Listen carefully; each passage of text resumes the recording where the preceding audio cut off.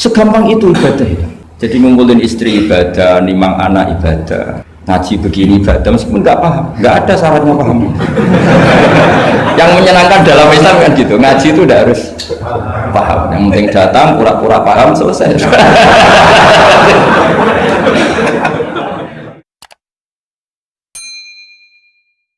Saya memang sengaja mau memberi kajian yang ringan tapi bermakna, karena agama ini sebetulnya dimulai hal-hal yang ringan. Nggak ada ceritanya filosofi agama itu berat, karena semua ulama berpendapat akal itu dipaksa untuk menerima kebenaran. Saya pernah ditanya seorang dokter, dia tanya gini, Pak Bahak, zina itu kan enak, kenapa haram? Andai kan zina wajib kamu bingung, kok bisa? Kalau setelahnya terus tak suruh lagi kamu bisa, ya udah bisa. Akhirnya dia mikir ya kalau wajib malah bingung, harus mengumpulkan uang untuk murder, dan kalau dia senang seseorang tidak harus kesampaian, ya kan? Kalau kamu senang seseorang kan tidak mesti dia senang kamu, kan repot kan? Kalau senang tidak mesti dia senang kamu, atau nggak senang maunya dibayarkan repot. Mendingan diharamkan terus tidak usah, kan enak malah. Tidur di kamar happy santai, syukur-syukur itu terganti oleh sujud, oleh munajat, oleh kesenangan-kesenangan yang religi. Misalnya maling diharamkan ya enak, kalau kita boleh maling malah digebuki orang malah repot, barokahnya diharamkan dan dapat pahala dan digebukin orang gitu. Sama, jadi perlu membuat argumentasi agama itu penting. Selama ini ada kesolehan-kesolehan amatir, itu yang sering saya kritik setiap saya ngaji, itu kesolehan apa? Amatir. Misalnya gini, kadang-kadang orang ngeluh gini, Islam itu repot, mau kebar gak boleh, mau bebas gak boleh, andai kan boleh semua kan enak. Pertanyaannya adalah ketika boleh semua, apakah lembaga maksiat ini tidak ada aturan? Kan tetap ada aturan. Boleh pakai kalau bayar, itu aturan enggak? Aturan. Kalau yang cantik mahal kan aturan. Kalau homer atau arak yang enak mahal kan aturan. Artinya gini, di tempat yang maksiat pun banyak apa? Aturan. Kenapa aturan di tempat maksiat kamu anggap kebebasan, sementara agama ngatur kamu anggap pengekangan? Ini namanya soleh amatir apa? Soleh amatir itu yang latihan soleh. Tapi kalau solehnya sudah lama, kayak saya ini masuk soleh sudah lama, tidak tahu saya. Saya cerita yang ringan-ringan saja, sebagaimana sanad saya dari guru-guru saya ila Rasulullah SAW. Agama itu dimulai dari kesenangan, happy, farah kalau dalam bahasa Arab al-farah. Ayatnya jelas, kul bi fadlillah wa bi rahmatihi fa bidzalika falyafrahu. Ingat Muhammad dengan fadl Allah, anugerah Allah dan rahmatnya, kemudian dengan itu kamu harus senang. Sehingga dengan senang kepada Allah dan Rasul itu nikmatnya Masya Allah. Andai kan senang itu bisa ditakar, orang yang sedang tahajud menangisi dosanya plus menangisi nasibnya kalau di perantauan ini. Itu senangnya sama orang yang sedang dugem itu mesti kalah, mesti senang yang sedang tahajud. Karena orang-orang maksiat itu sebenarnya orang-orang susah. Kalau tidak susah gimana? Setelah itu semua ditanya senangnya di mana? Tidak tahu dia mabuk. Sementara senang kamu ingat betul tadi malam saya nangisi dosa-dosa saya, nangisi nasib saya, kemudian tenang karena kembali ke Allah, kembali ke Rasul. Itu luar biasa senangnya. Tapi masalahnya sekarang ibadah itu kayak ancaman. Kalau ada pondok mewajibkan tahajud itu santrinya itu sudah mendelik dulu. Kalau di masjid-masjid gini itu kira-kira diwajibkan tahajud, orang juga protes, ini aliran sesat, sunat kok diwajibkan.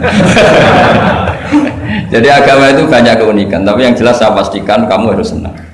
Kata Rasulullah SAW tadi, salasun mangkun nafihi wajata halawatal iman. Tiga hal ini, kalau tiga hal ini ada pada kamu, ada pada kita, pasti kita ini menemukan halawatal iman, manisnya iman. Yaitu satu, ayyakuna Allahu wa rasuluhu ahabba ilaihi mimma siwahuma. Bahwa Allah dan Rasul itu lebih Anda cintai ketimbang yang lain. Mencintai Allah itu nikmatnya Masya Allah. Caranya gimana supaya kita istiqomah ibadah? Anggap hidup kamu itu sehari. Karena saya ngitung hidup itu per hari. Karena aturannya orang soleh sama tak ijazahi, pasti kamu gak mau. Karena kamu pecinta won. Pasti tidak mau. Syarat sahnya orang soleh itu harus nganggap hidup itu hanya sehari. Hanya apa? Wa'mal li akhiratika ka'annaka tamutu ghadan. Beramallah untuk akhiratmu seakan-akan besok mati. Coba kamu yang di perantauan, bayangkan maksiat sampai 60 tahun ke depan kan berat. Sampai seminggu saja kira-kira berat kan. Tapi kalau bayangkan saya tidak akan maksiat semalam ini karena besok saya mati, sukses. Besok berpikir gitu lagi, saya tidak akan maksiat kan hanya sehari. Ternyata besok hidup lagi. Berpikir gitu lagi. Tahu-tahu mati betulan setelah 60 tahun. Jadi itu apa ya? Satu konsep dari Rasulullah supaya orang itu meninggalkan maksiat itu ringan karena bayangannya hidup banyak. Coba yang ahli maksiat itu diberitahu besok kamu mati, kira-kira malamnya masih ada. Kamu maksiat itu karena bayangkan hidup masih lama. Makanya kata Quran, wahai orang-orang yang beriman, alam yakni lil ladzina amanu an takhsha qulubuhum li dzikrillah wa ma nazala minal haq. Orang-orang iman itu sudah saatnya khusyuk. Kamu jangan seperti orang-orang dulu.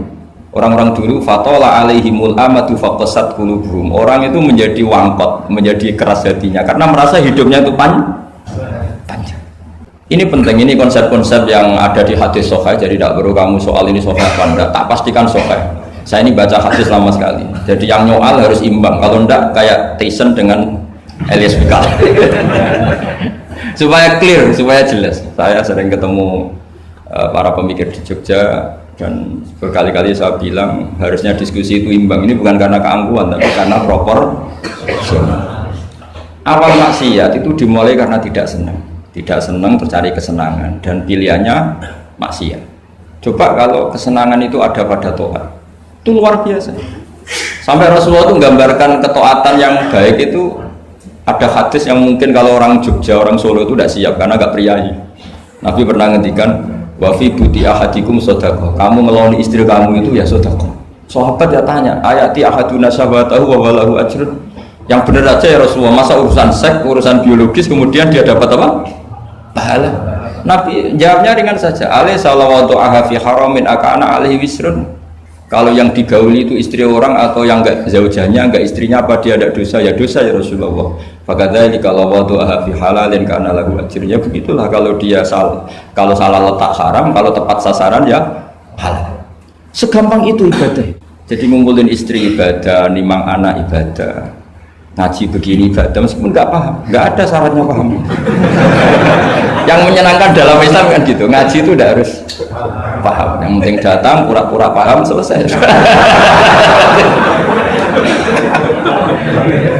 Bahkan saya pernah dibully oleh santri itu, ya agak kurang ajar santri itu. Ya santri gak jenengan-jenengan, santri tua-tua gitu.